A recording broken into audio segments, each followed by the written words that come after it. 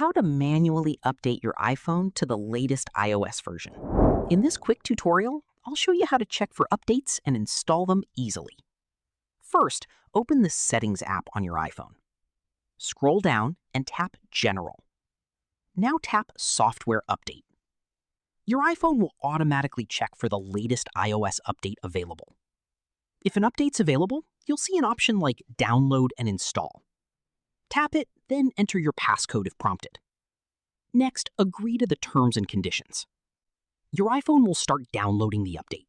Make sure your device is connected to Wi-Fi and has enough battery life, or keep it plugged into charging.